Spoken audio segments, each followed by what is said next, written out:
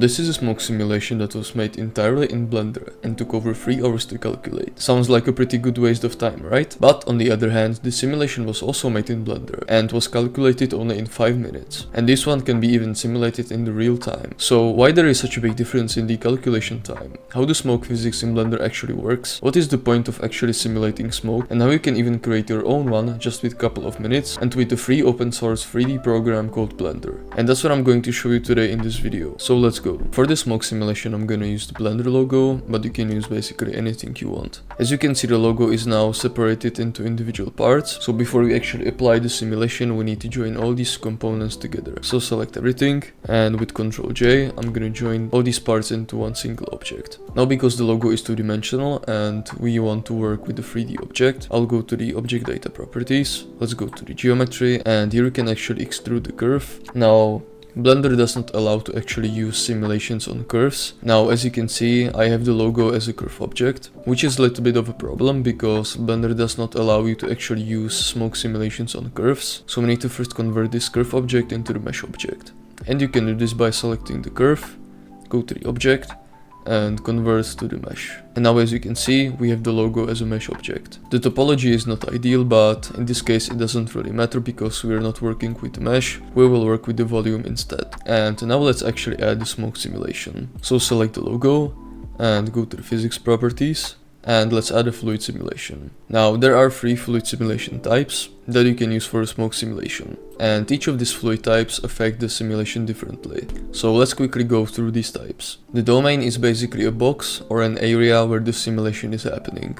You can think of domain like a container or like a box where the simulation is calculated. The flow type is basically for the object that we want to convert to smoke, which in this case is the logo, because we want the logo to actually emit the smoke. And lastly we have the effector type, which is basically for objects that you want to interact with the smoke in some way. And for the single smoke simulation you need to have one domain and one flow object, because the flow object is the source of the smoke and the domain is basically the environment where the smoke is calculated.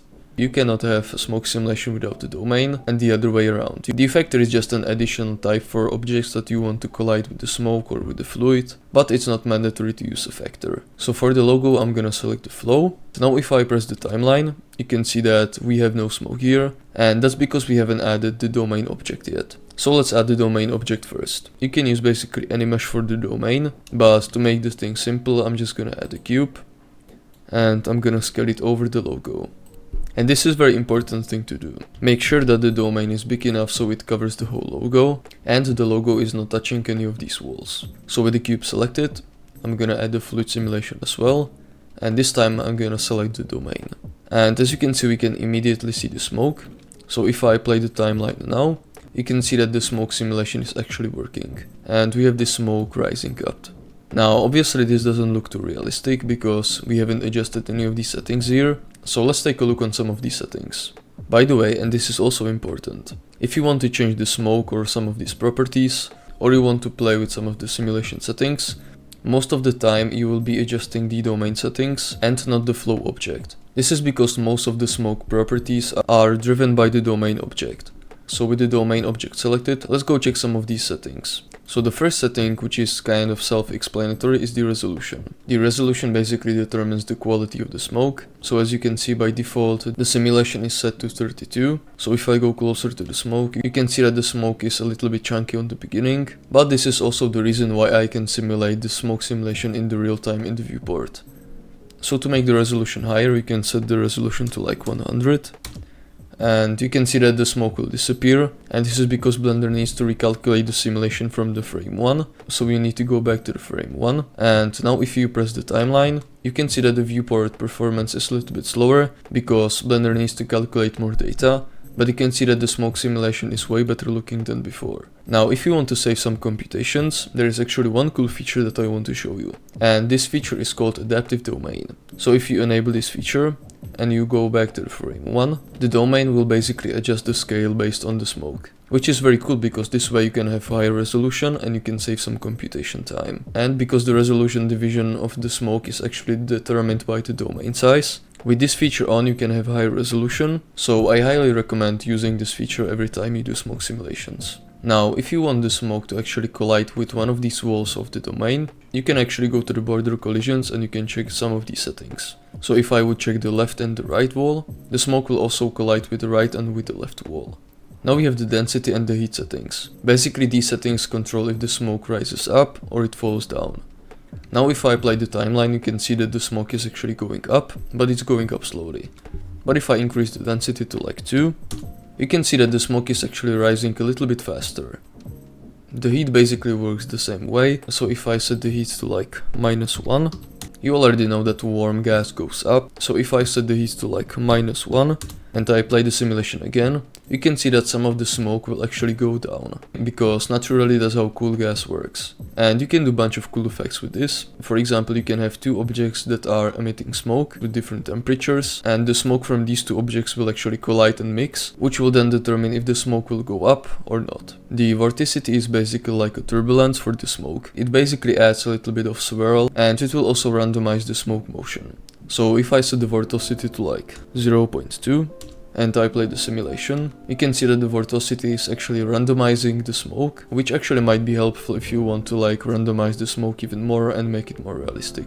Now if you want to make the smoke disappear in a certain period of time, you can actually enable this dissolve option, and you can actually play with this time setting, which will basically determine after what time the smoke will start disappearing. So the lower values will basically make the smoke disappear after a longer time, but if you want to make the smoke disappear faster, we can set some lower values like 5.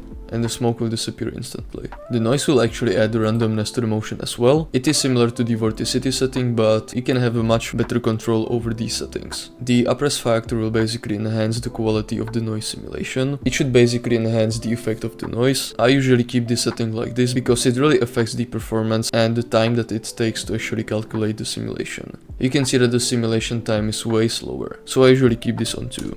The strength basically determines how much influence the noise has on the smoke. So if I set the strength to 0, the noise will have absolutely no influence on the smoke. But if I increase the strength to 10, which is basically the maximum that you can use here, the noise will actually have a bigger impact on the smoke. The scale basically determines the scale of the noise.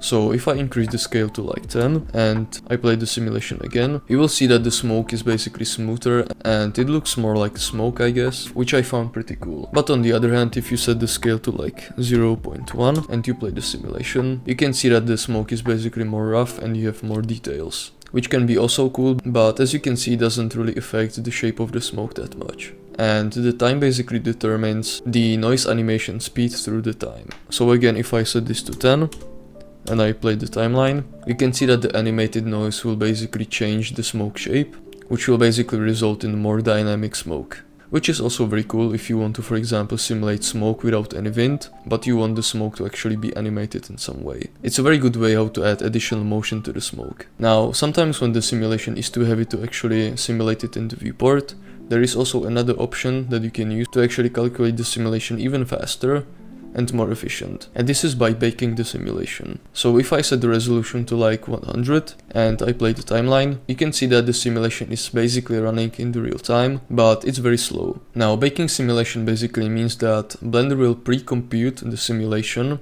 and it will store this information into a certain place on your computer, which is not only more efficient, but it is also way faster, because Blender doesn't have to show the simulation in the viewport. So I'm gonna show you how you can do this. So open the cache settings, and here is basically the folder destination where the information about the simulation will be stored. If you want to, you can create a separate folder for this, but I'm gonna keep it like this. Now, this is the simulation range, which means that Blender will calculate the smoke simulation from the frame 1 to the frame 250. So if you want to make the simulation, for example, only 100 frames, you can just type 100, and now the simulation will be calculated from the frame 1 all the frame to 100. And because we want to bake the simulation and not replay it into the viewport, we will change the type from replay to all.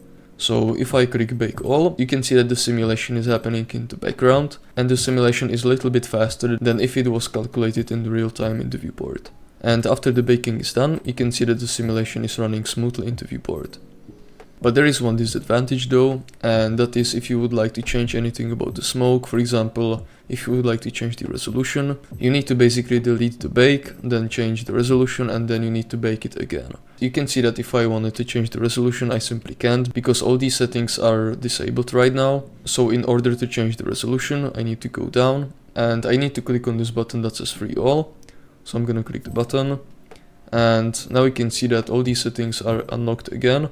So I can change the resolution to like 100, and now I can just rebake the animation, and after the baking is done, I can just replay it again. And because this process usually takes a lot of time, I recommend increasing the resolution only before you actually render the final animation, because then you always need to wait until the simulation is baked, which is very time consuming process. Now let's fix how the smoke comes from the logo. We want the smoke to actually begin inside the logo, but as you can see, the smoke only outlines the shape of the logo, but it's not directly inside. And there are two things that we can do to fix this. First, select the logo, go to the physics properties, and if you open the flow source, you can see this surface emission setting. This setting basically determines how far from the original mesh will the smoke appear. So if I increase this number to like 3, you can see that this does basically the opposite of what we want. And here basically everything above 1 will basically stick out of the mesh. So if we want to keep the smoke initially inside of the logo, we need to set the surface emission to 1.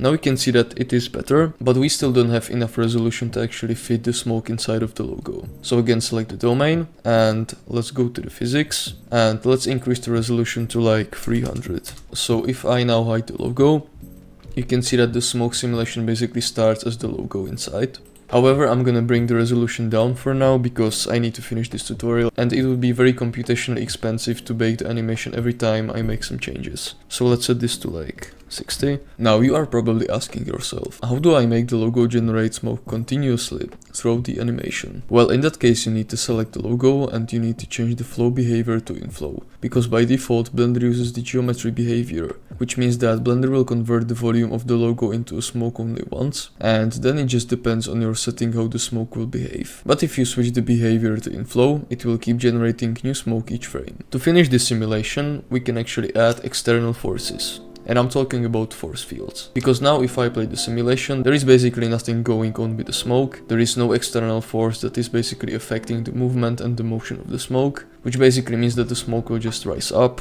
or it will just fall down. What we can do though, is that we can add a force field, like a wind or a turbulence. And what I basically want to do with this animation is that I want to make a fade away logo, where the logo is almost like wiped out with the wind, and it fades away. So let's add a force field.